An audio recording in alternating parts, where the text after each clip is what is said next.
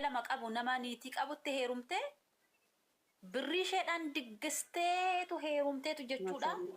Mashallah. Birrii isheedhaan jechuudha. Ishee sana ishee haadha ijoollee sana aarsuuf jetteetu jechuudha. Ishiin illee amma isheetitti dhirsa namaa fuuteetu ji'as lamallee wajjin hin turre intalli kun innaa dura waan ishiin fakkaattu amma udaan fakkaatte akka kanatti biyyatti ishee galchan birrii ishee irraa xaragan jechuudha. Kanammoo kan eeshi warri dhirsallee hin qabne warri ijoollee hin qabne yaa hoorumu yaa ta'u namni jireenya inuma hawwa kan dhirsa qabu Isheeti kan sittan namuma biyya Dubaay kana keessatti gaa'ila dhaabbattee milkoofte tokkoon agarre nuti. Kunoo Naasir Anolee kanaaf niitii isaa duwwaadha kanan arge. Dhugaama dubbachuuf taana. Ishiin kaan wal fuutee garaatti baachisee yookiin birrii ishee irraa xarageetu irraa deema. Kana duwwaadha kan inni gaa'ilas keessa jiru gaa'ila birriidha malee sanuma dubartiitu fuudhaam dhiiratillee miti kan diggisee fuudhu warra dubartootaatu fuudha. Intalli kun birrii isheetiin daggasteetu jechuudha dhirsa namaa fuuteetu booda garuu qabeenya ishee irraa molloccee ishee godheetu nagaatti jedhe. Inni niitii ofitti hin galammoo siraatan laccoo masaa fakkaate. Maal ishee sana wajjin beetti ishiin sunis akka isaanii akka birrii dhafuu akka fuudheen beektu. Wallolanii turan ishii sana wajjin wallolaniitu achiitii ishee kana argatee bifa qabdi turtee suuqii as keessatti qabdiin nagaddiin argatte akka barbaaddetti jechuudha. Birrii isheetiin daggastee dhirsa namaa fuutee ji'a lama wajjin hin toonni hin milkoofne. Maaf diggisu immoo qoy maaf diggisu biyyoon baakii yaa fuudhan. Walaa fuudhan maaf diggisu maafan diggisa bakka ifan itti galee hojjenumaan hojjechuu. Maali ani kana fikir sa'u biyya kana keessatti kaasi baanki fikir sa'u kaasi tanirra.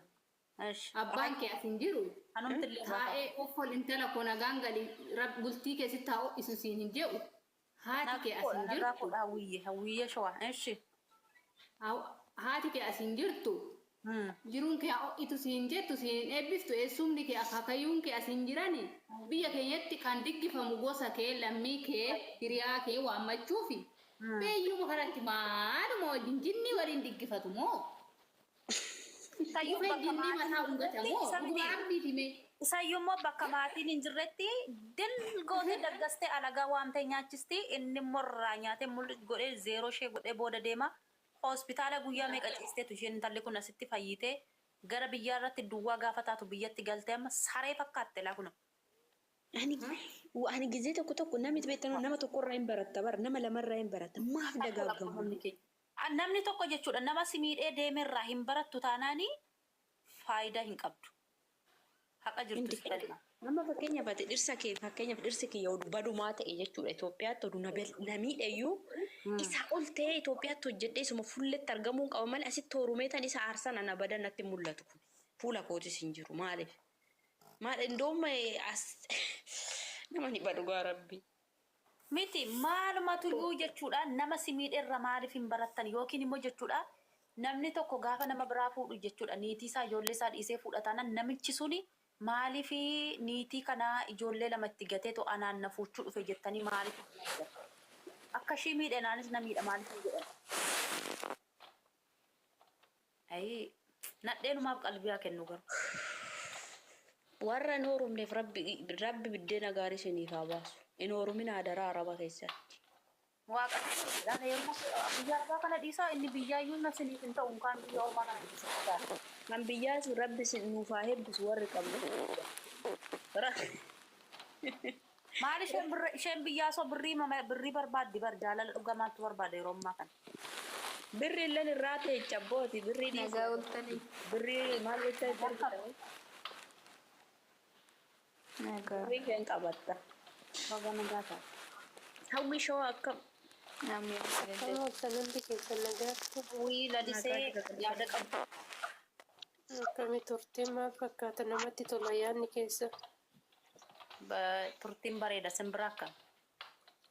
nu bira sooman jedhu siister garuu waliin beeynu waaqayyo ijaasa siyaa kafalu akkanumatti nama bara lubbuu gaarii namaa fi kaayyoo ta'u siyaa godhu.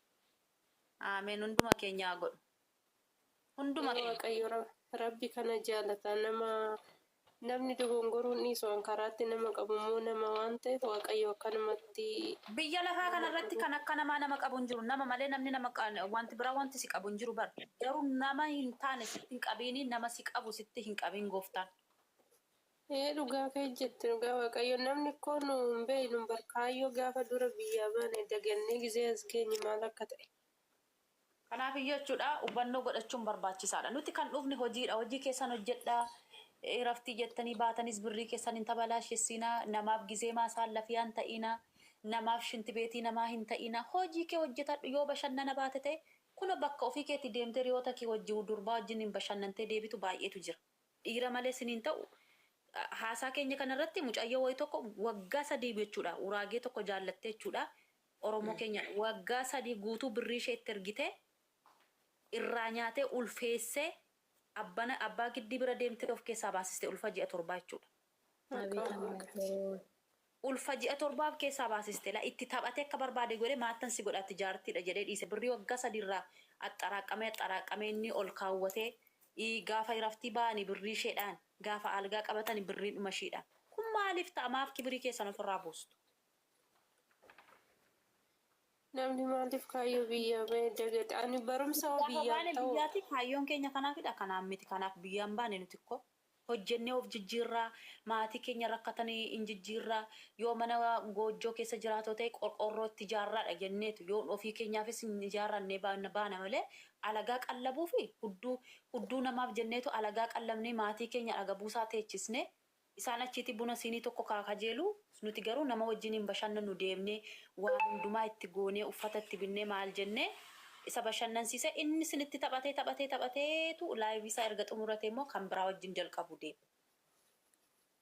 Ani namni oduu gongore maaliif jiiluu dadhabaara silaati tookin kun erga bakka barumsa baay'ee biyyaa dabarsa maaliif hin jiiledha namni keenya garuu odumaa si tuffatu. Namni jiilu hin jiru hundumaa Jilu hin jiru. dabala malee. Yaada lafa siin jedhan kanaas jalaayyuu jira an dhaggeeffatus. Kan keeyyii. Nuggina kasi arrabsuun dhabamoo zala taa'e. Hojiin qabanii jedhu hojiin Kasi qabanii. arrabsuun dhabamoo na siraa dhabdeetidha garuu ofii keetti kaayyoo kee hin beeyta namaatteeti amman qabuun nama akka affalatteeti malee. Ndee nuti kan amma habboomnee teenya as keessa abbayi nama nuun jedhu dhabnee miti garuu lakki hin ta'u. Inoo rakkatanis dhufanii be'asumatti dubbatatu bara. Kuusi arrabsa kuun rakkina dhufee sitti himata. Tokko faammachuudha. Yeroo hundumaa tiiktookii kanarra teessee boossi garuu baatee hin himanne gaaf tokko galee tanan keessaa lubbu maal taatee boossaa yeroo hundumaan jedheen nan dubbiseen keessaan jechuudha dhuguma dubbachuuf. Jennaani akkasitti hiriyaan qaba ture. Hiriyaa akkasittiin qaba ture birrii waggaa 3 ergee birrii miliyoona 1 ittiin meeshaa manaa guuttatee dubartii biraa ittiin fuudhee gimmaasha immoo lafa ittiin bitate jette. Maal akkamitti amma kanatti ergite ati maatiin qabdu jennaan maatiin koo jiru. Maaliif maatii isheetti ergitee isheen birrii amma kana itti erguu dhatte? Maatiin dhume jette hindi irraa du'ani maatiin. Maal irraa du'u irra jiru? Birrii itti ergu malee fuudhu kaa'in inni birrii itti ergu malee. Maarree koo dubartii dhiira fuudhu qabu jedha kasin jaalladha lubbuu koo yoomnaa dhuftaa si wajjin hin jiraachuun barbaada gaafa.